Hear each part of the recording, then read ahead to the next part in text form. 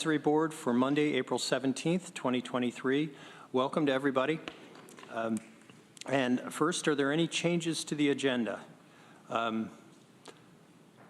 Seeing none, I'd proceed to public comment. I believe we have one blue card if you want to come up.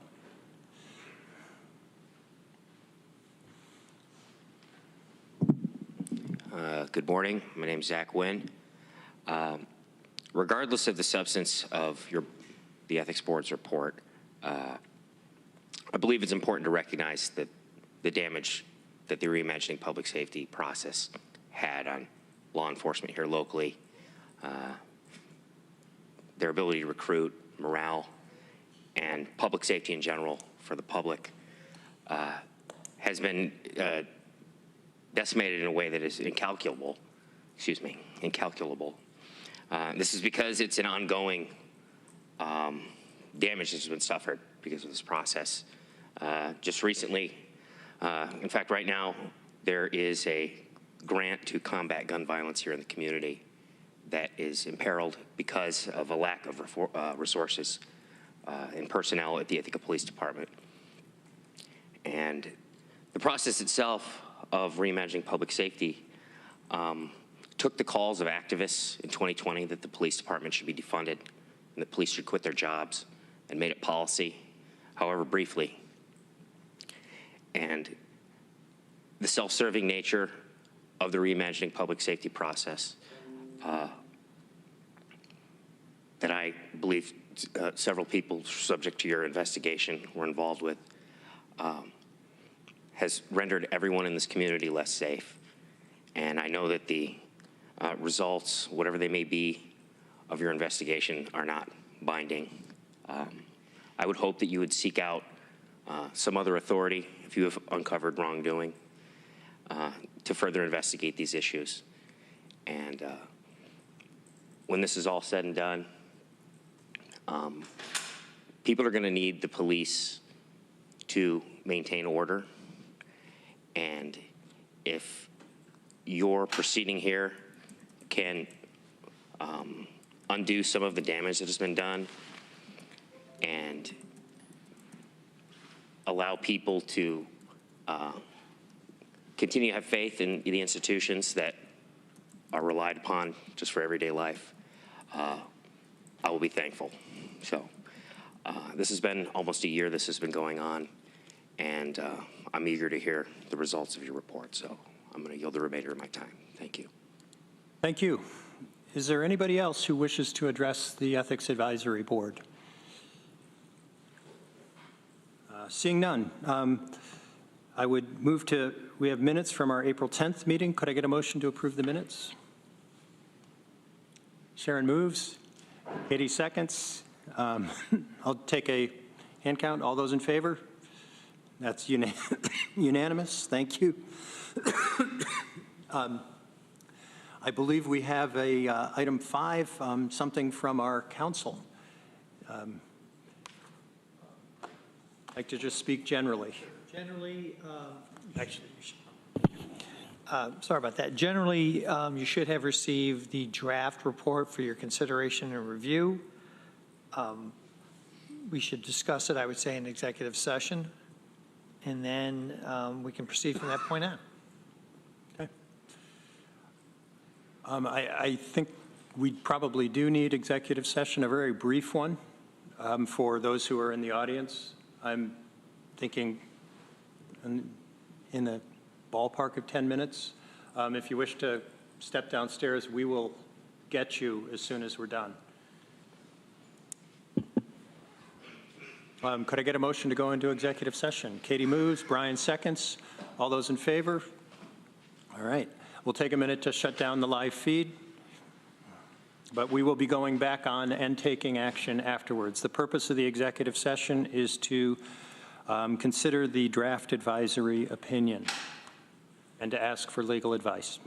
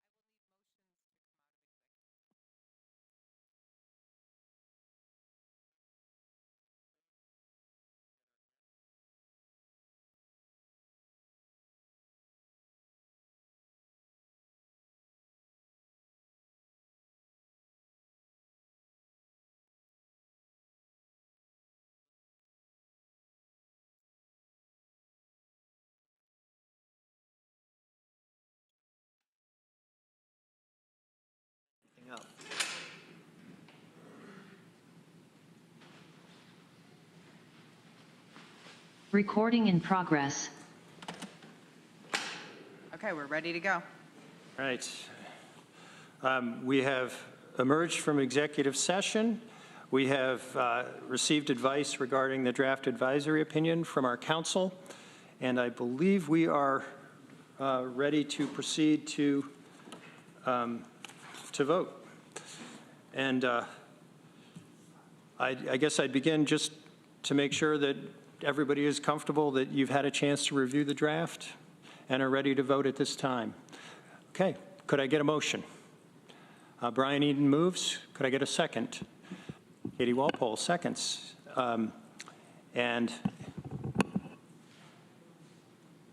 what's that? I'm going to call the roll so that we have it on the record. Brian? What are we doing? We're voting on accepting Can the... I make the motion? You just did. Yeah. No, I didn't. I thought you just moved. I moved, but I don't, there's no language associated with I it. was just gonna, we Oh. need to know what we're moving. Oh, I'm sorry. I thought I'd made clear that we were moving acceptance of the draft. okay. All right. Make the motion. Yeah, I move that we approve the Ethics Advisory Board advisory opinion in response to the May 4th, 2022 complaint of City of Ithaca Common Council member Cynthia Brock as written as of April 17th. That was a much better motion than what I did. Okay. Katie, do you second? I second the motion. Okay. And are we ready to vote then? I will call the roll. Brian? Yes. Katie? Aye.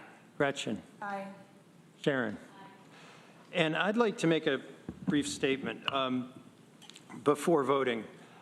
I wish to note that during the course of the investigation, the Ithaca City Attorney, Alana Bird, who is an employee of People for the American Way, and Svante Myrick, an employee of People for the American Way, made certain allegations that I, as chairperson of the Ethics Advisory Board, had certain conflicts of interest that should prevent my participation in this investigation.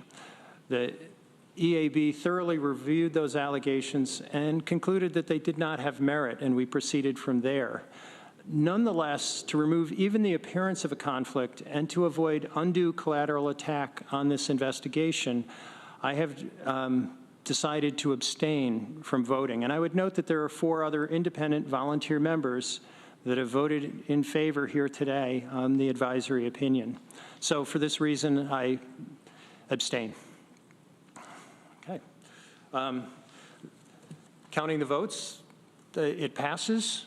And I would invite some comment for those who wish to speak to it. I have a few items I'd like to start out by saying, if that's okay. I'd note that this is our 21st meeting.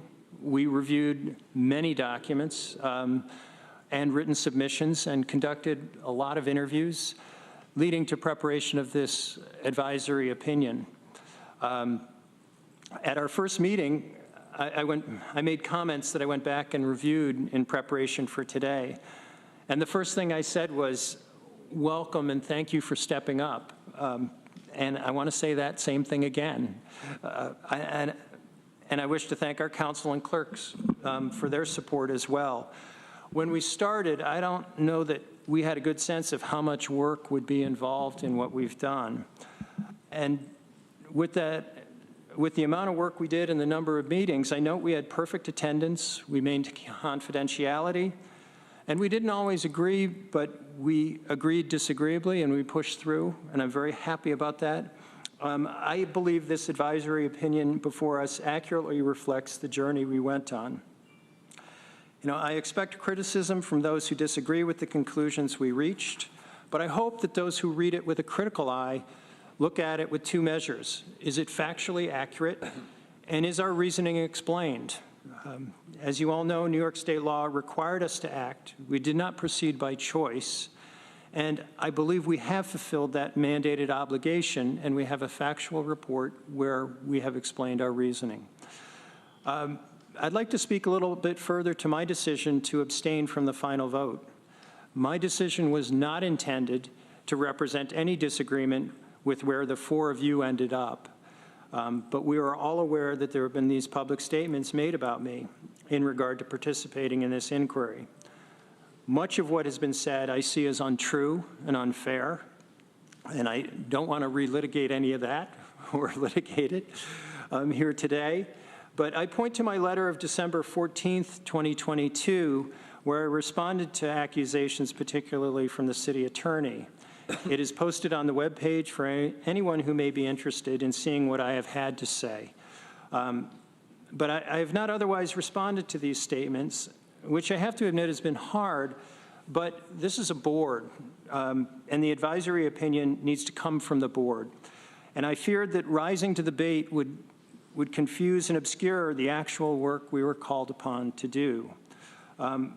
So that my abstention is intended to make clear that the advisory opinion is supported, separate and apart from my position. Under New York State law, a legislator needs to serve on the Ethics Advisory Board, and 4 votes are required for any action. So in abstaining, it meant we needed a unanimous vote from each of you, and we've seen that today. And further, in reviewing my comments from the first meeting, I asked you to be aware of my position as a legislator and talked about the importance of each of you maintaining independence, and to challenge me if you thought I was overstepping in any way or trying to impose a particular viewpoint.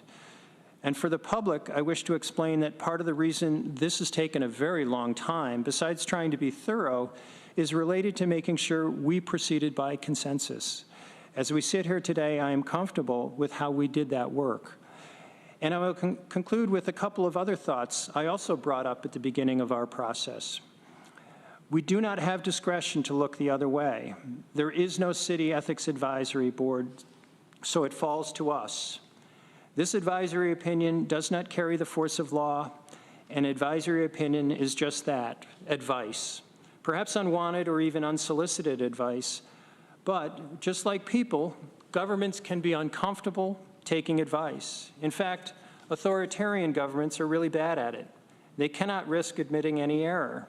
I see that as a critical flaw with that governmental model. Democratic systems are far better at it. But no government is immune from perhaps seeing advice as criticism.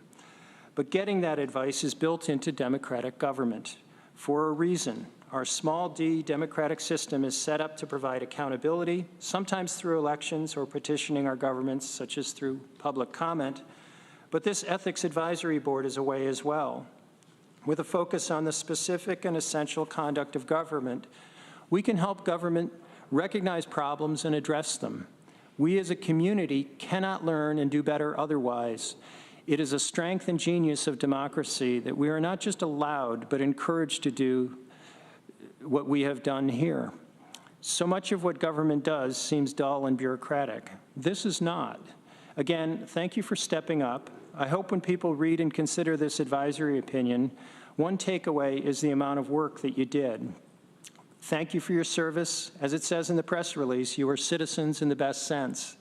And I'd welcome any thoughts any of the members might wish to make as well. All right.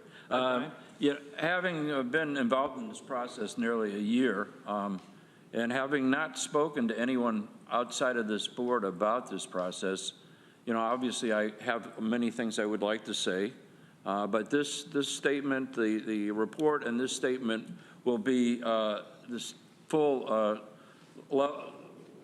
level of my remarks, and I will not be planning to speak to anyone other than those that I've spoken with in the past. So anyway, the City of Ithaca adopted an ethics policy in 1993.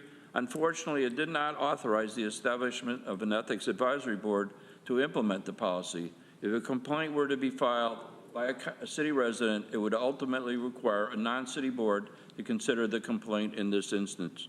The County Ethics Advisory Board was required by New York State statute to serve the City of Ithaca residents in this capacity. This investigative process is not, as some have portrayed, it is evidence of a county-city conflict. For the past several years, ethics policies have been a frequent topic of discussion, especially nationally. Several agency inspector generals were fired while conducting their investigations as political leaders feared negative outcomes.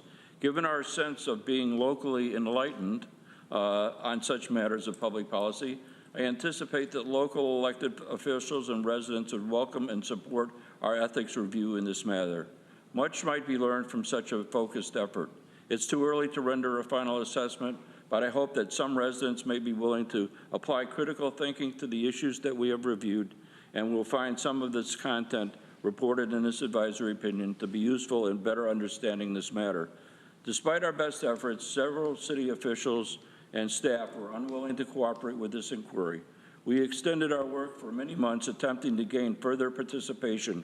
We also were flexible in arranging interviews so that those who wished to meet with us had the opportunity to do so conveniently. One city staff member was unwilling to find a path to cooperation and maintained his adversarial stance throughout. Given that the city is a peer municipality to the county, we were committed to a policy of comity. Comity, that's with C-O-M-I-T-Y. Therefore, we ruled out litigation and the use of subpoena power to compel cooperation. The decision most likely reduced the adversarial nature of the proceeding, but also ensured that our finding would be less than fully comprehensive. Our board held the 21 meetings with full in-person attendance. Substantial personal sacrifice was required, as most of our community members are fully employed. Note that our meetings were not held at consistent times, hence today's meeting at 8 a.m. To contradict the meme that the board's deliberations were controlled by a single individual, I assert that all 5 members of the EAB have been heavily invested in our work and participated fully in this nearly year-long process. Small municipalities rely heavily on unpaid volunteer labor. Much of their work provides a valuable service for which the municipality could not afford to pay otherwise. The entire community should appreciate those who volunteer for public service. Sometimes the extent of that service far exceeds the anticipation by the volunteer. How we each devoted hundreds of hours to the city's residents, and I hope that they appreciate our efforts on their behalf. It is frustrating that their elected leaders chose not to provide any explanation for their silence and unwillingness to support this effort. May the city's ethics policy receive more community support in any future such endeavor. So thank you to all my fellow board members, and that's my statement. Thank you, Brian. Anybody else wishes to speak? Katie. I just want to say thank you to my fellow peer members on this board, as well as to PG, who is our attorney. And I do hope the city residents do get a chance to review at least the executive summary and see some of the lessons that could be taken away from this report. But thank you. Thank you, Katie. Gretchen or Sharon? I just also want to thank everybody for what was a very robust and objective process. I really appreciate working on teams is hard, and this was a really easy team to work on, so I appreciate that. I think our report's really strong, and I stand behind it. Having never been on a board such as this before, this was a very enlightening experience. I certainly didn't expect to spend as much time as we spent on it. In hindsight, I'm glad we did. I think the 5 of us well, 6 of us really with PG did a real good job at exploring all of the issues, even when we didn't agree on, we obviously had disagreements on things, but ultimately we came to a report that I think we're all behind, and I want to thank everybody for making this first process of mine, albeit long. It was fairly, I won't say enjoyable, but I'm sure it could have been a lot worse. Thank you, guys. It could be better, it could be worse, right? I would note that we will have a meeting in June to consider financial disclosures, but I suggest that we do not schedule that meeting now, and we take a real break. Again, thank you so much. Is there any other business to come before the Ethics Advisory Board? If not, I would entertain a motion to adjourn. Katie moves, Gretchen seconds. All those in favor? We're adjourned. Okay, thank you.